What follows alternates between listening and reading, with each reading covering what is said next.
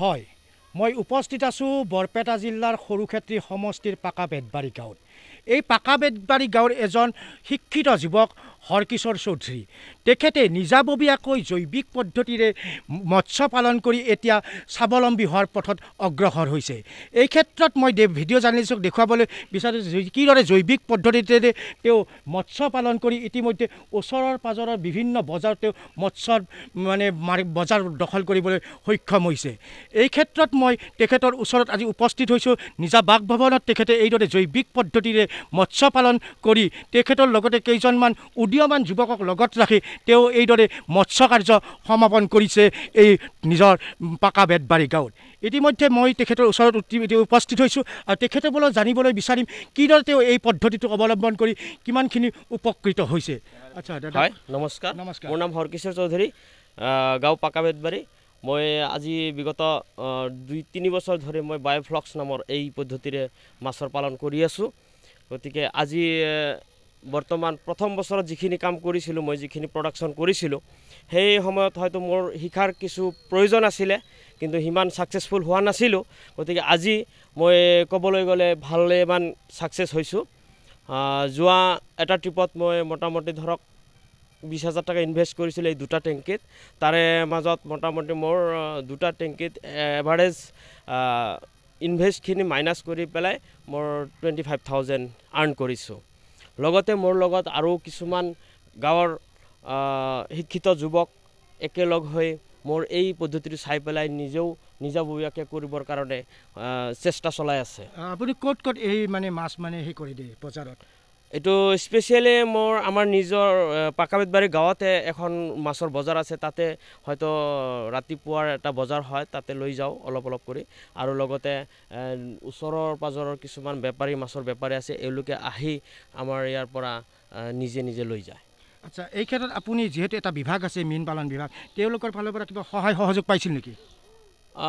2018-19 বৰ্ষত মই এখন পুখুৰীৰ কাৰণে এটা স্কিম পাইছিলোঁ 1 লাখ টকাৰ।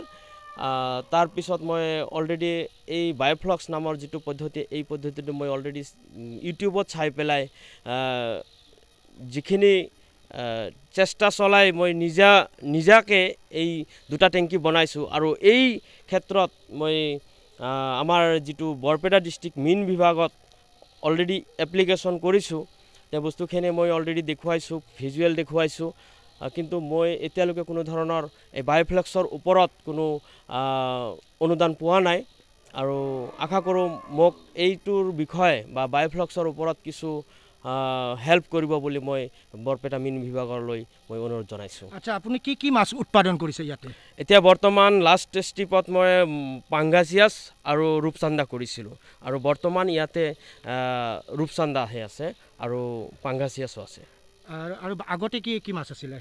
আগতে শিঙি মাছ আছিলে আৰু দেশী মাগুৰ বুলি কয়, এই 2টা কৰিছিলোঁ। কিন্তু সেইটোত আৰু কাৱৈ মাছ কৰিছিলোঁ। কাৱৈ মাছটো অলপ ডিমাণ্ড আমাৰ ইয়াত অলপ কম হয়, কিন্তু ৰূপচান্দা, পাংগাছিয়াছ আৰু শিঙি মাছটো এইটো ডিমাণ্ড ভাল আৰু শ্বৰ্ট টাইমৰ ভিতৰত ভাল এটা ইনকাম কৰিব পৰা যায়। হয়, তেখেতে জানিবলৈ দিছে ইউটিউবত চাৰ্চ কৰি তেখেতে এইদৰে জৈৱিক পদ্ধতিৰে কিদৰে মৎস্য পালন কৰিব পাৰে আৰু মৎস্য পালন কৰি কিদৰে স্বাৱলম্বী হ'ব পাৰি, তেখেতে এক উদাহৰণ দাঙি ধৰিছে আমাৰ সমাজত। আচ্ছা, কওকচোন, যিহেতু আপোনালোকে এই লগত সহযোগী হিচাপে কাম কৰি আছে, কেনেকুৱা এই ক্ষেত্ৰত আপুনি? হয়, খুবেই ভাল, কাৰণ মই দেখিছোঁ এওঁৰ প্ৰচেষ্টা, যিটো এওঁৰ একনিষ্ঠভাৱে তেওঁ যিটো প্ৰচেষ্টা স্বাৱলম্বী হোৱাৰ বাবে প্ৰথমৰ পৰাই বহুত বিভিন্ন ধৰণৰ উদ্যোগ লয়। তেওঁৰ ব্যক্তিগতভাৱে গোটেইখিনি পৰিশ্ৰম আৰু কঠোৰ পৰিশ্ৰমৰ ফলত আজি তেওঁ 2টা টেংকি কৰিছে আৰু ইয়াৰ পৰা বেনিফিটেডো হৈ আছে। আমি সদায় লক্ষ্য কৰিছোঁ যে এওঁ বিভিন্ন ক্ষেত্ৰত মাছ পালনতো তেওঁৰ ভালেখিনি এটা বৈজ্ঞানিক পদ্ধতি অৱলম্বনেৰে তেওঁ ভালে এটা ইনকাম কৰি আছে, আমি গম পাই আছোঁ, দেখিছোঁ। যিহেতু দেশত ক'ভিড পৰিস্থিতি সংক্ৰমণ হৈছিল, এই ক্ষেত্ৰত এই ব্যৱসায়টোত কিবা ক্ষতিৰ সন্মুখীন হৈছে নেকি? হয়, বহুতে এই ক'ভিড পৰিস্থিতিৰ কাৰণে বজাৰটো বহুতখিনি অসুবিধাৰ সন্মুখীন হৈছে। এইটো কাৰণ আগৰ নিচিনাকৈ বিভিন্ন মাৰ্কেট যাব নোৱাৰে মাছখিনি লৈ, তাতে বিক্ৰী কৰাত অসুবিধা হয় আৰু কিছুমান মাছৰ খাদ্য পাবলৈ অসুবিধা হয়, যাৰ কাৰণে এও মাজৰ সময়খিনি পিৰিয়ডটো গেপ দিব লগা হৈছে। হয়, এও জানিবলৈ দিছে যে কোভিড পৰিস্থিতিৰ কাৰণে যিহেতু দেশত মানে সম্পূৰ্ণ লকডাউন মিনি লকডাউন চলি আছিলে, সেই ক্ষেত্ৰত যিহেতু তেওঁলোকৰ বজাৰ দখল কৰাৰ ক্ষেত্ৰত কিছু অসুবিধাৰ সন্মুখীন হৈছিল আৰু যিহেতু বৈজ্ঞানিক দৃষ্টিৰে বৈজ্ঞানিকভাৱে তেওঁলোকে যি জৈৱিক পদ্ধতিৰে তেওঁলোকে যি মৎস্য পালন কৰিছে, এয়া মৎস্য পালনে হয়তো উঠি অহা নতুন প্ৰজন্মৰ কাৰণে, যিহেতু তেওঁলোকে একোজন শিক্ষিত যুৱক, এই শিক্ষিত যুৱকসকলে যি আৰ্হি দেখুৱালে এই আৰ্হিয়ে হয়তো নতুন প্ৰজন্মৰ বাবে এক সুকালৰ কাৰণে এক নতুন পথ অৱলম্বন কৰিব বুলি তেওঁলোক আশাবাদী।